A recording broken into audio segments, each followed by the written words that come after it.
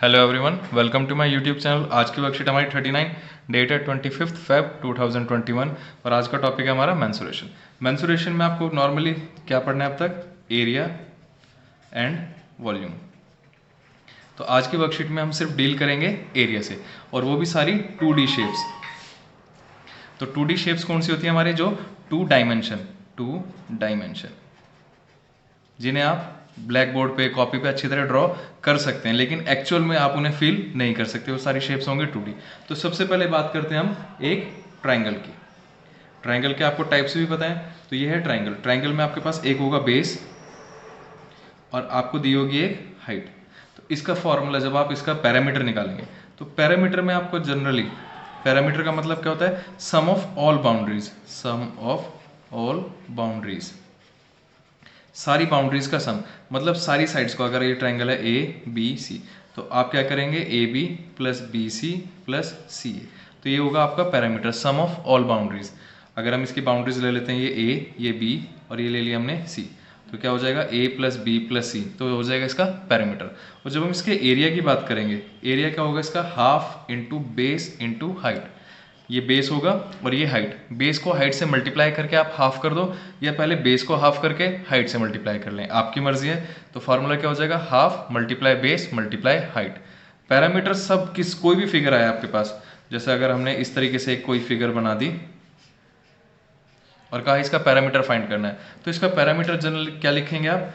Some of all boundaries, यहाँ से यहाँ तक का सम, ये इन सारी जितने भी आपको मेजरमेंट दी होगी, उन सारी मेजरमेंट्स को आप प्लस कर देंगे तो इसका पैरामीटर हो जाएगा।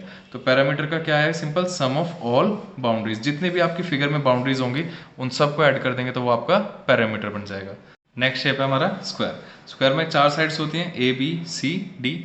और चारों साइड्स कैसी होंगी? Equal. A B is equal to C B C equal to C D is equal to D ए।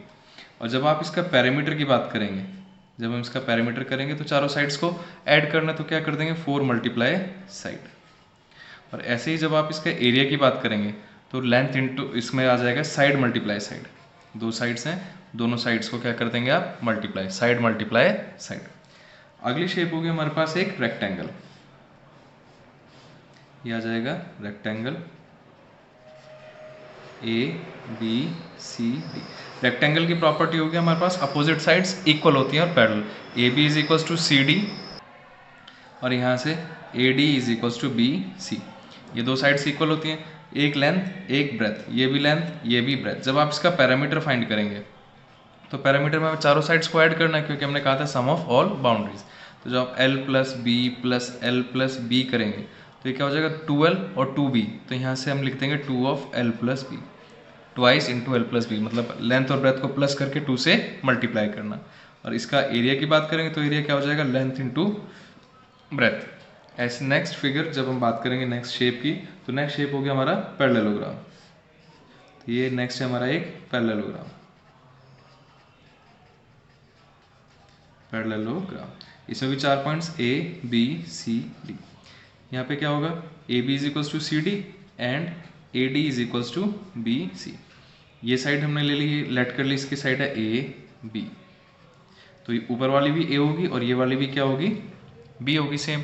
तो जब आप इसका पैरामीटर फाइंड करेंगे तो जैसे आपने रेक्टेंगल का करा था, ट्वाइस इंटू ए प्लस बी, मतलब दो ऑल्टरनेट साइड्स का सम और उसे 2 से मल्टीप्लाई करना है।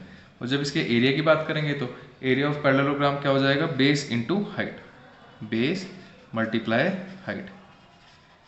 तो बेस अगर आप ए लेंगे तो हाइट यहाँ से एक परपेंडिकुलर होनी चाहिए, ये हो जाएगी आपकी हाइट। और अगर आप बेस बी लेंगे तो इस पॉइंट से आपको एक परपेंडिकुलर ड्रॉ करना पड़ेगा। तो अगर बेस ए है तो हाइट ये वाली परपेंडिकुलर आ जाएगी हमारी एच। नेक्स्ट शेप की बात करें, नेक्स्ट शेप होगा हमारे पास एक रोम्बस। रोम्बस एक स्क्वायर की तरह ही शेप होती है, बस उसे थोड़ा सा टिल्ट कर देंगे। जब आप स्क्वायर को थोड़ा टिल्ट कर देंगे तो वो बन जाएगा आपका रोम्बस। और इसमें दो डायगोनल्स होते हैं, एक D1 और एक D2। दो डायगोनल्स होंगे। डायगोनल क्या है हमारे पास? यहाँ से हम लिखें तो AC एंड BD आर, ये क्या है हमारे डायगोनल्स। क्योंकि हमने कहा ये सेम स्क्वायर की तरह होता है, बस टिल्ट होता है, तो इसकी सारी साइड्स कैसी होती है? इक्वल। सारी साइड्स कैसी होंगी? इक्वल। तो इसका जब पैरामीटर की बात करेंगे तो पैरामीटर क्या हो जाएगा? 4 इंटू साइड। और जब इस शेप का एरिया की बात करेंगे, हमने डायगनल अलग से मेंशन किया, तो एरिया में हम डायगनल का यूज़ करेंगे। तो ये हो जाएगा half into D1 diagonal 1 into D2 diagonal 2, दोनों डायगनल्स के प्रोडक्ट का हाफ। ये होगा हमारा रोम्बस का एरिया। नेक्स्ट शेप है हमारे पास एक ट्रेपीजियम। यह आ जाएगा ट्रेपीजियम ABCD। अब ट्रेपीजियम की प्रॉपर्टीज क्या होती है कि AB parallel to CD, ABCD के पैरेलल होगा। एक पेयर इसमें पैरेलल साइड्स का होगा और एक नॉन पैरेलल। ABCD के पैरेलल है लेकिन AD BC के पैरेलल नहीं है। इन दोनों के बीच का डिस्टेंस ये आता है हमारे पास डिस्टेंस, ये ले लिया हमने H, ये साइड ले ली A, ये साइड ले ली हमने B। तो एक साइड ले ली हमने C और एक साइड लेट कर ली D। तो जब आप इसका पैरामीटर फाइंड करेंगे तो पैरामीटर में तो सारी बाउंड्रीज का सम करेंगे, A plus B plus C plus D सारी साइड्स, तो हम लिख देंगे A plus C plus B plus D, A C B D सारी बाउंड्रीज को ऐड कर दिया।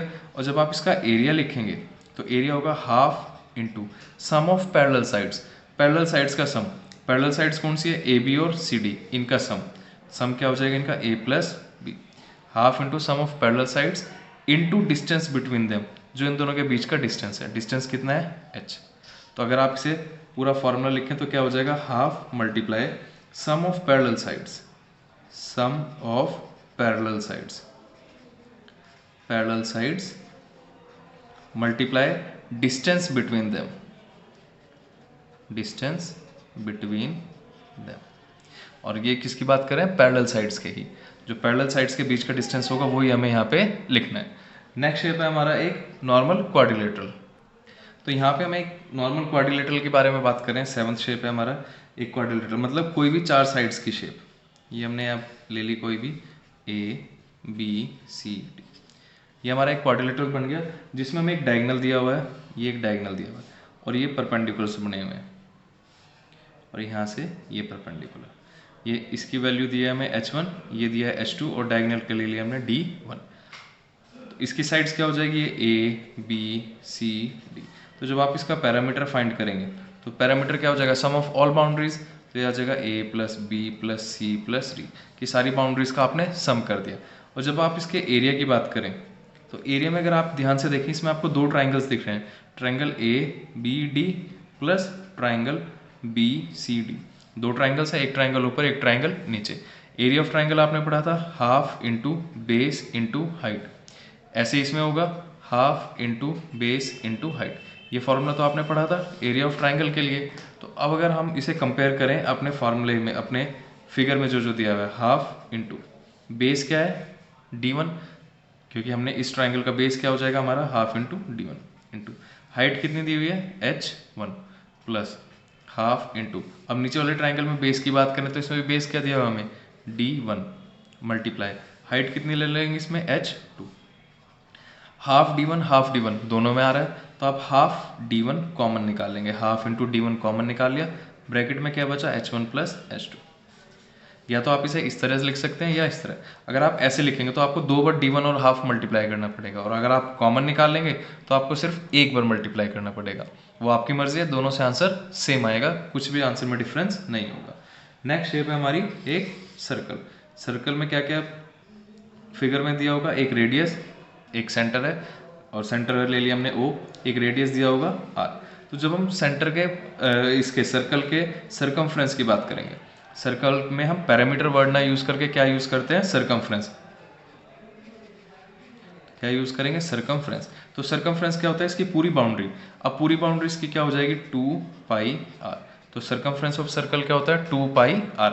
इसी तरह जब आप इसके एरिया की बात करेंगे तो एरिया क्या होगा इसमें πr²। तो एरिया हो जाएगा इसका πr², और पाई की वैल्यू क्या होता है 22/7। कुछ क्वेश्चंस में आपको कहेंगे 22/7 लेट करनी है, और कुछ क्वेश्चन में कहेंगे पाई की वैल्यू 3.14 लेट करनी है, क्योंकि जब आप इसे डिवाइड करेंगे तो ये 3.14 और आगे भी वैल्यूज चलती जाएंगी, पर हम इसे 3.14 ही लेट करके चलते हैं। तो ये 8 शेप्स थी आपकी, कुछ 2D शेप्स, जिसमें आपको पैरामीटर और एरिया फाइंड करने के लिए दिया होगा। कई बार आपसे सर्कल की डेफिनेशन पूछ लेता है, तो सर्कल की डेफिनेशन क्या है कि ये सारे जितने हैं, ये सारा क्या है रेडियस। तो तो सर्कल में कितने इन्फाइनाइट पॉइंट्स है, ये सारे पॉइंट्स मिल मिल के पूरा एक सर्कल बना है। तो सर्कल की डेफिनेशन जब आप बताते हैं तो आप नॉर्मली सिंपली क्या बताएंगे, the set of all points, इन सारे पॉइंट्स का सेट, जो आपके पास ये छोटे छोटे ये सारे पॉइंट्स हैं इन सब का सेट है एक, इन सारे पॉइंट्स की कलेक्शन है। कहाँ से, एक फिक्स पॉइंट से, इस फिक्स पॉइंट से ओ से हर एक का डिस्टेंस इक्वल होगा, तो इसलिए हम लिखते हैं set of all points located at the same distance, सारे पॉइंट्स का कलेक्शन एक फिक्स पॉइंट से सेम डिस्टेंस पे। तो ये होगा हमारा एक सर्कल। ये जो जितने सारे पॉइंट्स होंगे इन सब का डिस्टेंस जब आप रेडियस सेंटर से निकालेंगे तो सबका डिस्टेंस इक्वल आएगा, तो इन सब सारे पॉइंट्स का कलेक्शन हो जाएगा हमारे पास एक सर्कल, जिसका डिस्टेंस सेम होगा हर एक पॉइंट का। वीडियो को लाइक करें, शेयर करें और चैनल को सब्सक्राइब करना ना भूलें। रेगुलर अपडेट्स के लिए आप बेल आइकन को भी प्रेस कर लें। Thank you.